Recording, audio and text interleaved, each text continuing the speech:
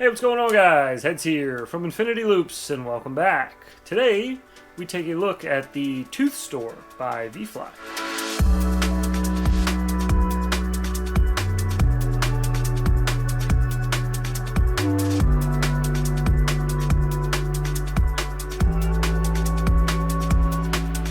Now, before I begin, for those of you who are a fan of Mr. Nick Burns, he has already done a video covering this charger and, more importantly, his thoughts on the BT3 plugs.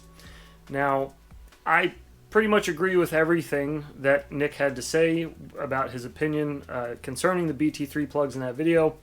So, for reference, I'll leave a link to that if you are interested. But I do think now I have changed my mind a little bit, and I'll explain. But first, let's talk about the Toothstor.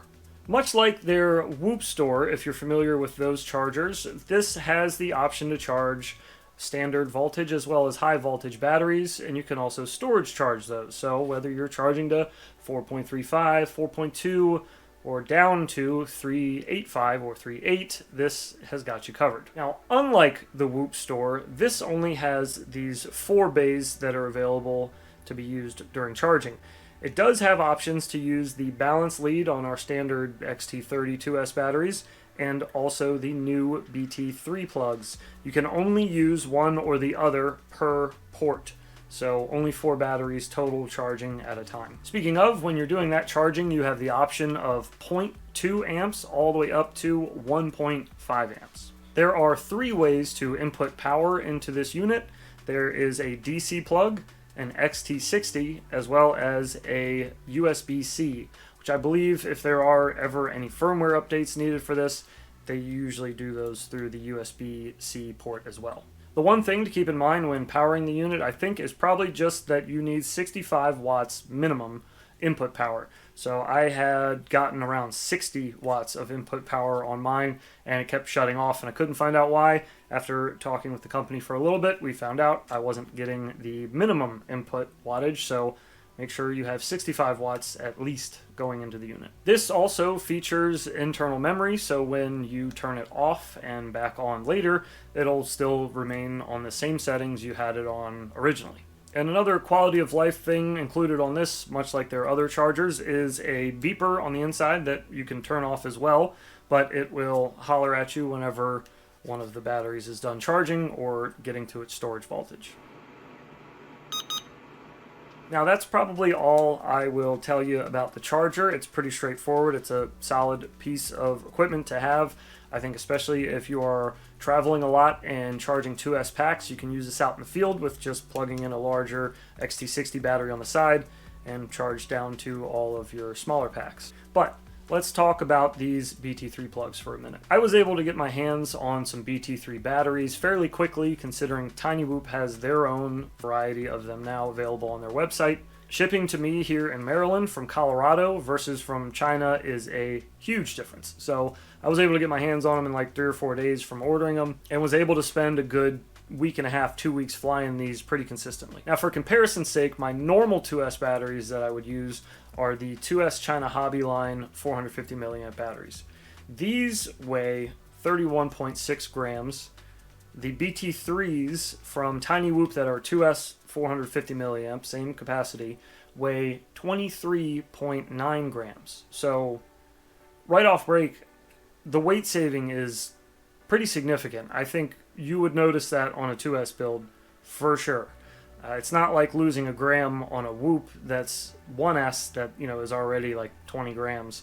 And losing 1 gram from that, you might not notice that, but this is like 7 grams on a 2S build. I feel like you'll definitely notice that. Now, not only weight-wise, but physically, these batteries, these BT3s, are significantly smaller than the XT30s I'm used to using. So I didn't really want to put these on a brand new ultra lightweight build and try to put a build around these batteries. Instead, I wanted to fly them with something I'm already used to flying the XT30s on for a good comparison. So I've really been using these XT30s the most on my HD0 Mobula 8 from Happy model. It's just the regular old bind and fly, and I wanted to see what the big difference would be switching over to the BT3. So I took the XT30 off of it, soldered on a BT3, I spent the next week and a half or whatever it was flying this as often as I could, cycling these batteries a whole bunch. I only got 4 of the batteries, so I was flying maybe 12 packs a day through it. So I was cycling these batteries a couple times every day. I've been landing at around 5 minutes, and that's with, I can go a little over that. One of them I was landing at like 6 minutes if I didn't do much, 6.5 minutes. Just really, really great flight times. And it feels more nimble in the air. It's a very noticeable difference to me when you're losing that much weight. I think on 2S in general, that much weight, it's hard to not notice a difference in that. Now, is that a good thing? I guess it kind of depends on the build and depends on how you like to fly. If you like a little extra weight, maybe these aren't great for you, and you'd prefer to have a little more huckability, I think is what we call it. But if you're doing a lightweight toothpick build and you can shed like 7.5 grams off of your takeoff weight, you'd probably want to do that, right? I mean, I would. Now, all of that is just my opinion on these. I would actually like to know your opinion. I've been trying to listen to the community as much as possible on this and just kind of feel it out and see where people are landing with these. Me personally, I think it's worth it. I think, especially if you're looking to replace your batteries, or I wouldn't go out of my way if I had brand new XT30s to start replacing everything. But, you know, if you're looking to replace your batteries anyways, and you have an option to get them in the US fairly quickly through tinywhoop, it seems worth it to me. But I'd like to know your opinion as well. So feel free to leave a comment down below. Let me know what you think of these BT3s. Is it worth it? Do we really need something, another option to XT30? Is it worth the weight loss that you're going to get on the battery, on your takeoff weight? And let me know what you think of this new Toothstor. I want to thank ViFly as well for sending this out. Keep up the good work over there. You guys keep putting out quality stuff. It just gets better every time. This looks way better than the first version of the Whoop store that ever came out. So in a small amount of time, you guys have come very far, and I like to see it. I'm sure the community does as well. So until next time, guys, thank you for watching, and, well, hang on a minute. We got all these charged batteries. I guess we should go, we'll go fly. Let's go fly, and then we'll leave.